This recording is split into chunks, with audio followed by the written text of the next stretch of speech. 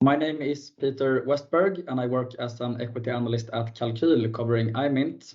Today we're going to talk about Imint's third quarter of 2022. And with me today is Andreas Lifvendahl, the CEO of Imint. So welcome, Andreas. Thanks so much, Peter. Can you start off, as usual, by giving us a brief summary of the quarter? For sure. I'd say it's very similar to the third quarter of last year. As we indicated in earlier reports, our main market, the smartphone market, is still suffering. So it is a very unusual slow quarter in terms of shipped volumes of smartphones, and we created sort of robust business models to handle fairly well quarterly fluctuations. But I think the major manufacturers have started also to review cost structures, as they have been in decline for several quarters now, and we are starting to notice those effects. Okay. So this partly, I think, answered my second question, and that's what's the main reasons are for the revenue decline in this quarter? It's a combination of lower volumes and also more hesitation to bring in more products due to cost reasons. So we see some of the main manufacturers that are suffering from reduced margins, maybe delaying adding new stuff and trying to improve margins by putting more pressure on the suppliers. I understand. It's a combination effect, I think. Yeah. And this next question, I think it's maybe hard to answer, but I know that many investors are curious about this, and that's the approximate market share for Imint's new sold smartphones in the quarter. Right. Now, it's a good question, but it's a hard one to answer, and we're not able to measure that with any degree of accuracy, because in some of the contracts we do not receive royalty reports, and some of these contracts are pretty high in terms of volumes, which means that our market share could go up, but our revenue per unit could go down. We are more, I think, in terms of revenue for us, it's more interesting to see what kind of Vidhans features are in high volume products and what price can we get for these features. Yeah. But I would say roughly maybe if you around 15% of these of the 300 million phones that were shipped this quarter, plus minus. So it's a very rough number, and it's pretty stable over the quarters. Yeah, stable. Yeah.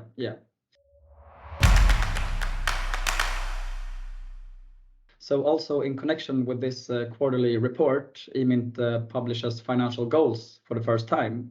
So can you just explain the rationale behind these financial goals? Right. Now, as you noted, it's the first time ever we say something about the future, and I think this in the long run will be very helpful for us, both internally, how we prioritize, but also externally to bring more clarity on what our long-term intentions are with the company. And especially, I mean, we felt for, and we communicated that for a number of years, that we are looking into markets beyond smartphones. But I think for every quarterly report, we still have the bulk of our revenues in smartphones, so all attention is directed to the smartphone market. And that is a volatile market. You see more of a tech divide between China and the rest of the world, so the uncertainties, I would say, are pretty high. And then on top of that, a global recession with hesitant consumers worldwide, maybe saving buying a new phone for delaying the next phone purchase. So we're really ramping up now alternatives to smartphones and consumers, and to make that visible to the market, so they can clearly follow a core business that we intend to keep profitable, and basically our investment channel in the new opportunities, and then more clearly be able to communicate news that the audience can connect to this new business unit. and gradually understand what our intentions are there. Yeah, I understand. So what do you think will be the main reasons for this kind of huge margin going upwards? Right. Because you guided for 30% EBIT margin for the whole group for 2025, right? So what Correct. will be the main drivers for that margin? Right. I think in the consumer, we have had quarters with that kind of margin, but I think we're going to work even smarter and closer to key customers where the main revenue is, and really make. And we've seen examples as well in the past with some products that hit volume phones that were pretty, I wouldn't say easy to develop, but the marginal cost to build them on top of things were pretty low. So it's really possible to work close with selected key customers and add new products to the smartphone domain. We don't need to spend much on marketing and other overhead because we have established relationships. It's really to spin that mature wheel of really good relationship with some key customers. And that will bring the margin back up to 30% for the consumer. Yeah. And in the professional model, I think it's even more interesting because we are pretty selective in verticals where it's either established or likely to be established, predominantly a subscription model in how those devices are and systems are used in professional segments, which means, of course, that you get recurring revenues and you can quickly add new features and upgrade ongoing subscriptions and bump up the price and so on. So if we flip the coin, what will be the primary threat toward this margin goal of 2025? For the consumer part, I think it's just the general uncertainty on how long this recession will be, other kind of dynamics in the market. I mean, we are very reliant on Chinese customers at the moment. We are looking into other geographies that might be tomorrow's smartphone makers. But the uncertainties are high because it's a consumer market and it will fluctuate a lot with global macroeconomic trends. Yeah. So I would say for consumers, it's a general market risk, I would say. But we have control, of course, over the amount of investments we do. So if it continues to be really sour, we will be even more picky in what kind of products we develop and develop them in close cooperation with key customers. So I think we are pretty safe in that business unit. The professional business unit, which is in a way more exciting, I think here the main risk is the time it will take to develop those markets. They are to some extent outside of our control. But we are pushing the envelope as far as we can. Yeah. But for sure, 3 years is not that long when you develop something from scratch from a market perspective. I think what makes us more confident now compared to the smartphone market, which took 4 years to be profitable from 2016 to 2020, is that the products are ready and the matureness of the organization. Yeah, and the overall tech platform, right? Exactly. Yeah. So the technical infrastructure, the way we go to market, the organization, sales, and so on. Yeah, it's on a completely new level compared to 2016. Yeah, of course. So another question: how is it going with the tech giants like Samsung, for instance, and also the potential customer within social media? Can you say anything about that? On the social media client, I'm not able to disclose anything yet, but as everyone knows, it's been going for a while, so there is delays and changes in plans and so on. And I think in general, the tech industry with big layoffs now, they are delaying stuff. Yeah. Samsung, the same answer as always. There is continued discussion, but they are in a way following the model where they especially for the Galaxy series, are more and more hesitant to use suppliers and do a lot of the IP themselves. Mm. So that is, I wouldn't put any big hopes of landing them as a customer. Yeah. But we're not giving up for sure, and we do have valuable products for the Samsung phones. So another thing I noticed in the report was that account receivables grew by 38% year on year. Can you comment on this? Yeah, I talked to our CFO, and it's a bit of, it's a bit confusing because the situation is not that alarming. It's a change of accounting principles over last year, especially on prepayments that was made. Okay, I understand. So this is not going to be a trend like in Q4 as well? No, exactly. Understand. So the macroeconomic conditions for consumer electronics among the Chinese manufacturers have deteriorated. So how does this trend look like in the beginning of the fourth quarter? That's a good question, and we don't really know.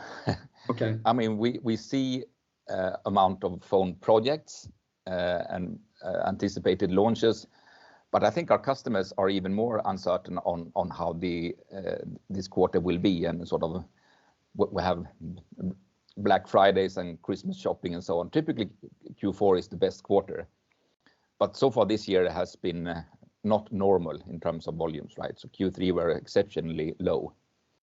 Mm. If we go back 2 years when the pandemic first struck, then we had really sharp drops in the first pandemic quarters, but then it quickly bounced back. Consumers couldn't go to the stores, but once they could, they bought a new phone. Mm. It's likely that there will be some kind of bouncing back effect here as well, but if it's already in Q4 or it will be severely delayed, we don't know. And when we talk to our customers, it's obvious that they don't really know either. I understand. So how affected has Imint been due to the worsening macro conditions compared to competitors? And maybe if you can talk specifically about Arcsoft, which we consider as the most accurate or biggest competitor to you. Right. No, brilliant question. And we haven't completed that analysis yet. The benefit with both Arcsoft and also Chinese competitor Morpho is that they are public as well, so they were able to follow them. But for this quarter, we haven't really made the analysis. We know from our customers that Arcsoft, at least earlier, started to invest more in other market segments. My guess is that they are suffering as well. They have some home field advantages with the Chinese players, of course, but I think if they had a larger share of the wallet before this recession, I think they would be even more pressurized by the sourcing departments. They start on the top list of suppliers, right? And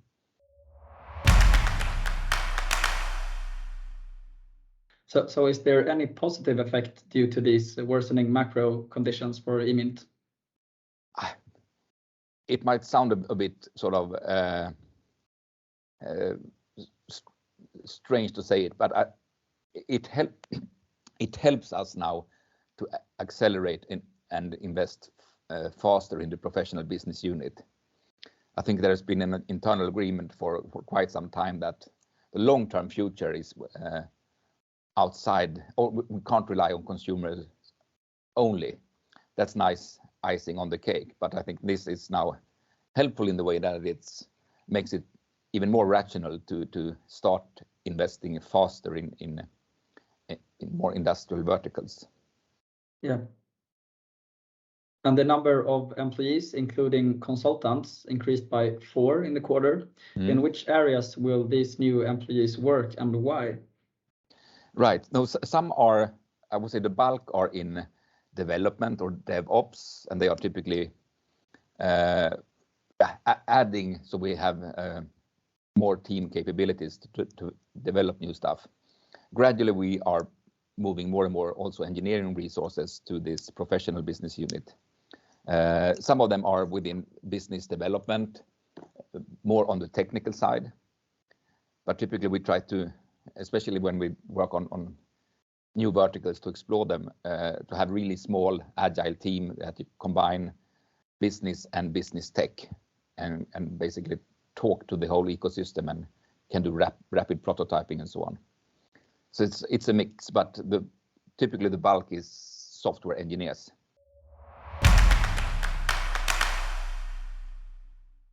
So there are now many startups within the AR segment. Mm-hmm. So how would you describe Imint's competitive advantages against these new entrants in the market, if there is any? I would say there is. I think we come into this from a quite different angle.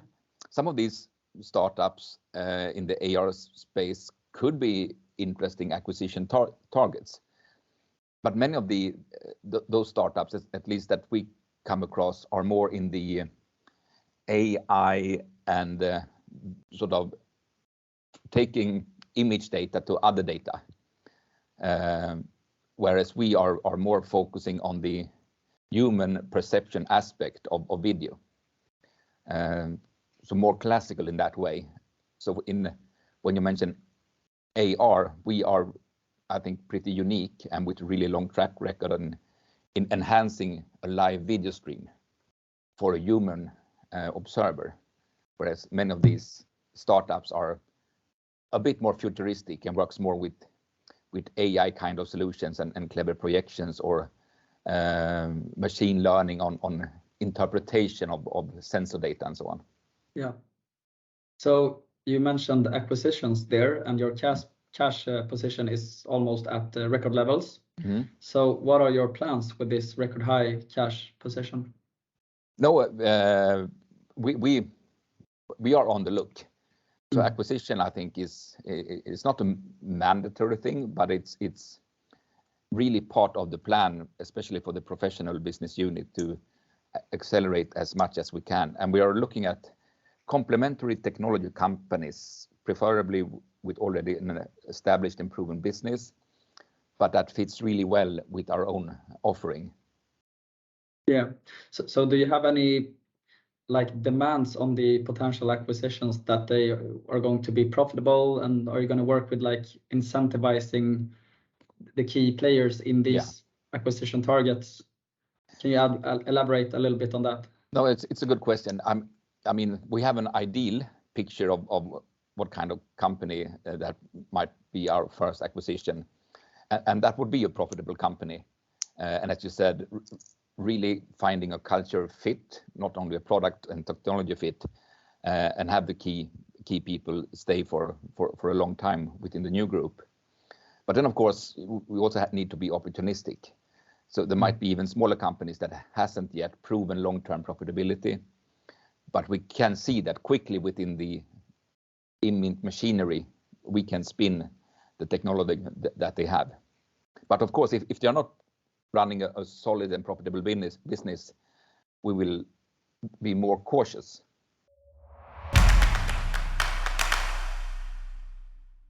So the margin target is communicated at EBIT level. And since you want to make acquisitions, should it then be interpreted that you will achieve 30% EBIT in 2025, despite the fact that you might write off these acquisitions over time? Right, and of course that depends on the price we're paying and the cash they are generating, right? Yeah. So it's really hard to say because there are so many ifs and buts. But I understand. In general, I think as an acquirer with the how the financial outlook looks like, I think we are in a pretty good position with, as we mentioned, that strong cash position to find good companies at reasonable prices. Yeah. And you're also profitable as well, right? Exactly. So that also helps. Yeah. So is there anything else you would like to add before we end the interview, Andreas? No, I think it was really good questions. And Thank you. And congratulations to another good quarter, and good luck going forward. So we'll talk again soon, Andreas. Thanks a lot. Yeah, will be exciting times now. Yeah, great. Cool. Bye. Bye now.